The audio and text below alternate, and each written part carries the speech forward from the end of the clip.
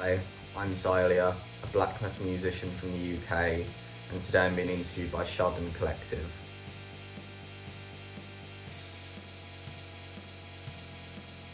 All your classic stuff, you've got your Mayhem, your Dark Throne, all those bands are, fucking amazing in their own way. Some of them have, Burzum got very scummy people behind it, but I'll give credit where credit's due. He was a very influential musician on the black metal scene and made some very important albums, even if I can't bring myself to listen to them anymore. Other bands, Xasta, absolutely adore Xasta. All of the stuff Scott Connor's made I like to some extent.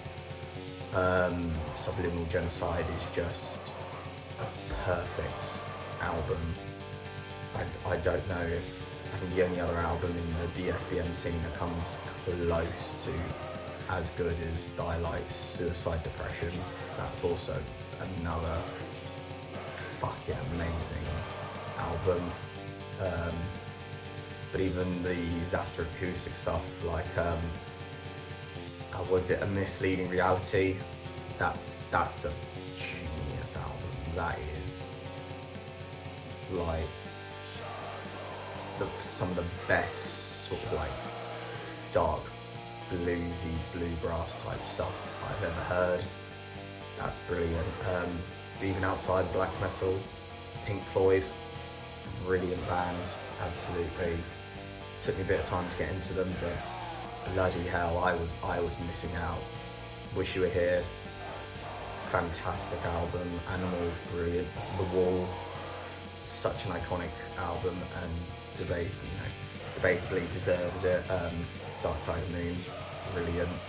I even think Final Cut's pretty bloody good, to be honest. And then other bands like anything with the singer Johnny Joelli, absolutely adore that stuff. 2000s music, even pop like Britney Spears. Even if I don't make that type of music, there is a place, in my heart for it. And another big one, Doctor Who. I absolutely adore that show and the music all across the years, the original stuff from the BBC Radiophonic Workshop. Debatably the first real electronic musicians, perhaps, that could probably be debated. The music now by Murray Gold and Sega Nakanola is just perfect. Like it's a fantastic television show with a fantastic score.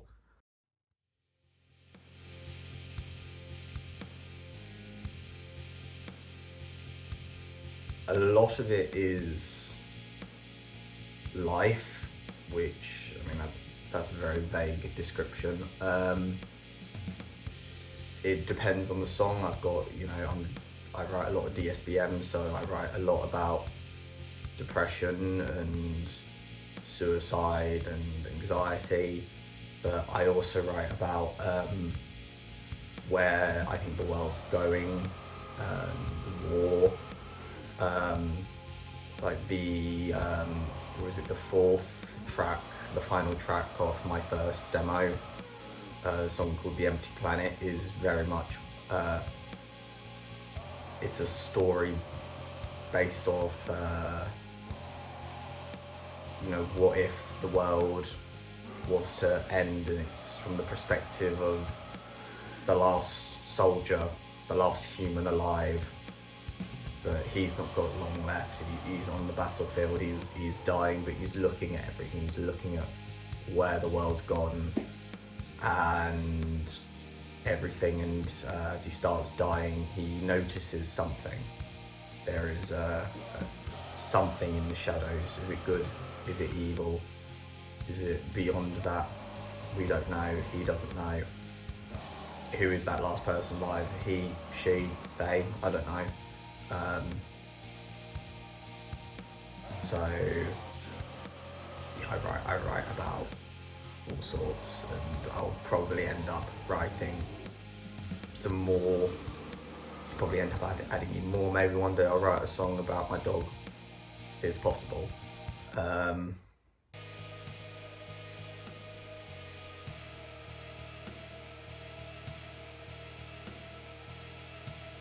Generally speaking, in my life I've not been super religious, but I've always had a sort of pull towards paganism, like every black metal musician out there. And this year I've particularly been researching it, trying to practice it more, figure out where I sort of find myself in the world of paganism, because like all religions, like everything, there's all sorts of different sects, different areas, and it's brilliant, but it's also a little what's the word I'm looking for, daunting. It's a bit difficult to sort of figure out, where do I come in this? Where do I find myself in this big world? And I'm still trying to find myself in the world anyway, so trying to find myself in a religious sense as well is another thing to deal with. Generally speaking, I don't think religion has had as much of an effect on my music. I don't know if I thought about it. A lot of religions could to some extent be blamed for war, and the way that we treat each other and people. So maybe there is a bigger effect than I really realise.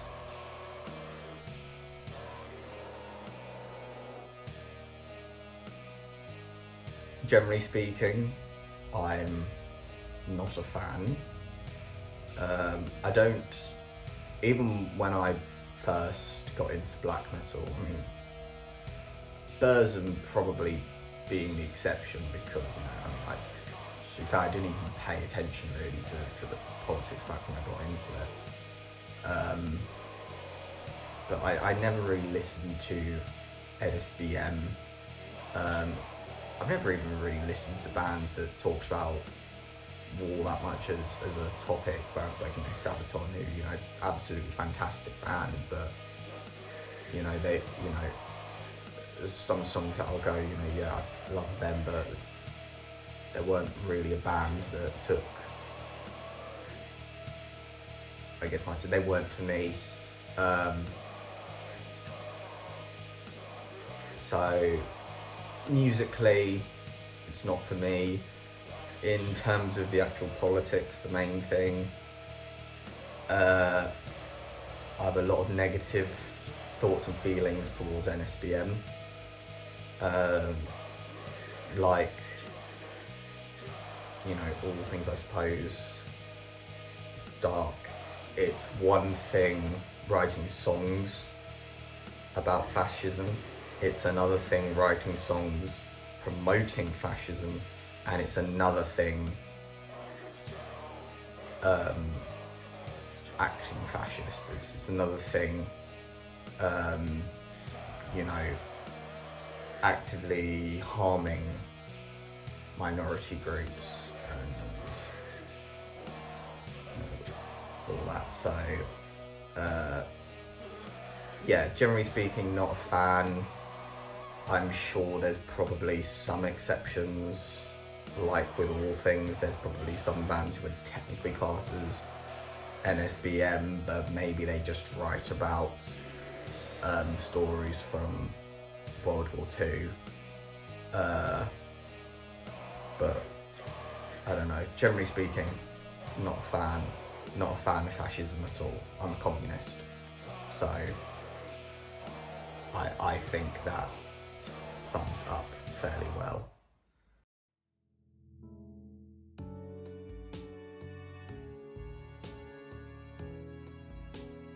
There's a few different ways I approach a song.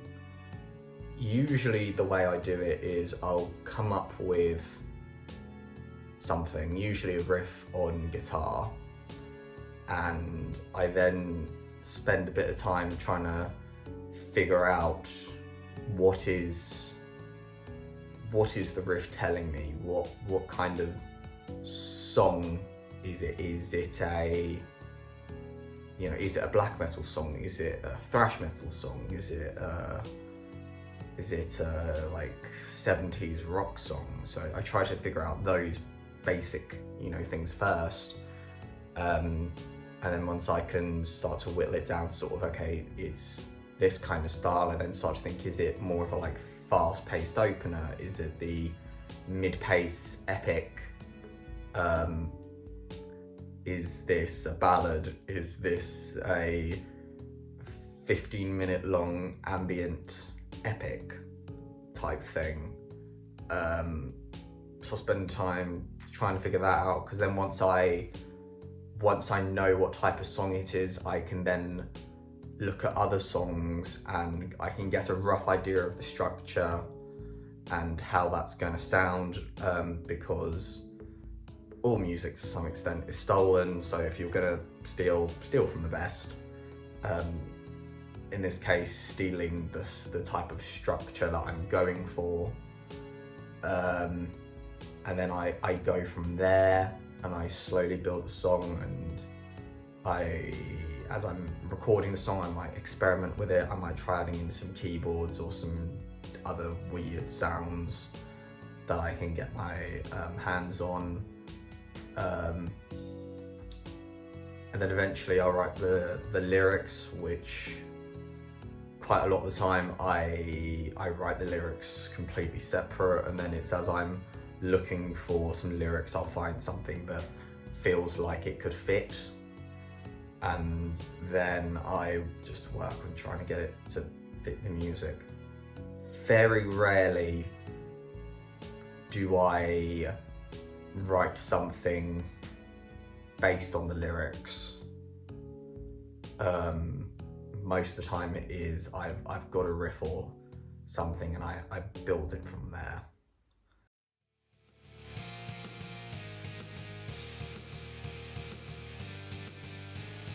I've been doing the demos because I wanted to record and make some music, but I have some of the equipment, but the main thing I don't have is the computer, so I can't really record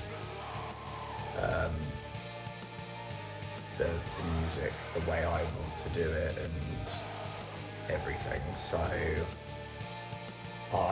the only thing I've had is I've got my iPhone, which has the iOS version of GarageBand, which is very limited, but I can still make the songs, so that's been helpful.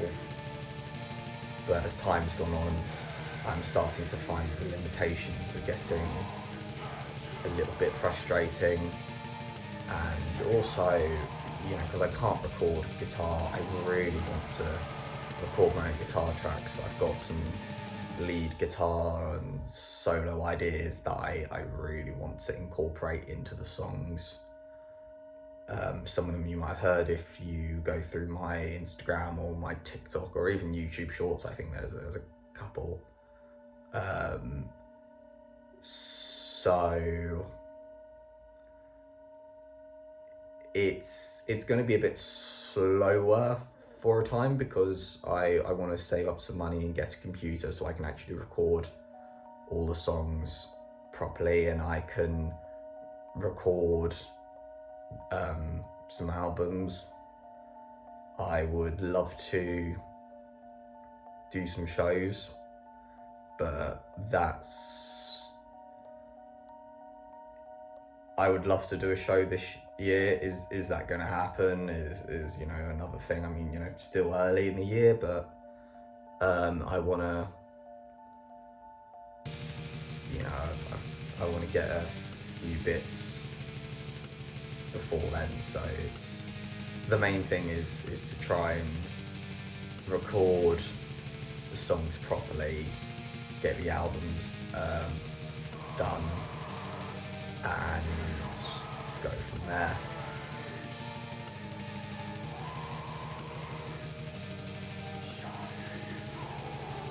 best way to support me is through Bandcamp. I think compared to iTunes, Bandcamp give you a little bit more money. I could be wrong.